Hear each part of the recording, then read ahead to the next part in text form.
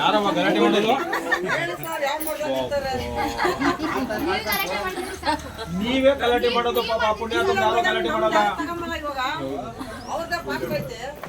ಆಮೇಲೆ ನಾಳೆ ಸ್ವತಂತ್ರ ದಿನಾಚರಣೆ, ನಿಮ್ಮ ಮನೆ ಸುತ್ತಮುತ್ತ ಕ್ಲೀನಾಗಿ ಇಟ್ಕೊಳ್ಳಿ. ಸೊಳ್ಳೆ ಬರೋದಕ್ಕೆ ಕಾರಣ ಅಂದರೆ ಕಾಯಿಲೆಗಳು ಬರೋದಕ್ಕೆ ಅದಕ್ಕೋಸ್ಕರ ಮನೆ ಸುತ್ತಮುತ್ತ ನೀವು ಕೈ ತೊಳೆದಿದ್ದಲ್ಲ, ನೀರು ದೂರ ಹೋಗೋದು ನಿಂತ್ಕೊಳ್ಳಿ. ಮತ್ತೆ ನೀವು ದಿವಸ ಒಂದೊಂದು ಏನಾದ್ರು ಕಳೆ ಬಿಟ್ಟಿದ್ರೆ ದಿವಸ ಒಂದೊಂದು 10 ಗಿಡ ಕಿತ್ತಾಕ್ರಿ. ಅದರಿಂದ ಆರೋಗ್ಯನ ಕಾಪಾಡ್ಕೊಳ್ಳಿ. ಮನೆ ಸುತ್ತಮುತ್ತ ಸೊಳ್ಳೆ ಬರದಾಗೆ ನೀರು ನಿಲ್ದಾಗೆ ನೋಡ್ಕೊಳ್ಳಿ. ಮತ್ತೆ ಪ್ರತಿ ವಾರಕ್ಕೊಂದ್ಸಲಿ ಮಗು ತಲೆ ಸ್ನಾನ ಮಾಡ್ತೀವಿ, ಉಗುರು ಕಟ್ ಮಾಡ್ತೀವಿ, ಕ್ಲೀನಾಗಿ ಕಟ್ತೀವಿ. ಒಂದು ಹಬ್ಬ ಅಂದರೆ ಎಷ್ಟೋ ಸಾವಿರ ಖರ್ಚು ಮಾಡ್ತೀರಾ. ಅದಕ್ಕೋಸ್ಕರ ಮನೇಲಿ ಪ್ರತಿಯೊಂದು ಮನೇಲಿ ಒಂದು ಉಗುರು ಕಟ್ ಮಾಡೋದು ಒಂದು ಇಟ್ಟಿರಲಿ.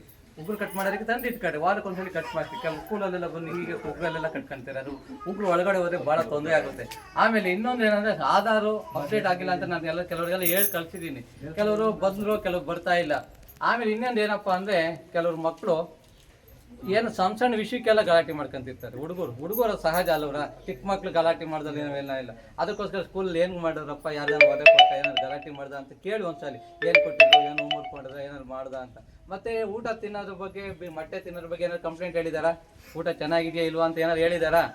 ಚೆನ್ನಾಗಿದೆ ಅಂತ ಹೇಳ್ತಾ ಇದ್ದಾರಾ? ಅಲ್ವಾ? ಆಮೇಲೆ ಇನ್ನೊಂದು ಏನಂದ್ರೆ ಪ್ರತಿ ವಾರ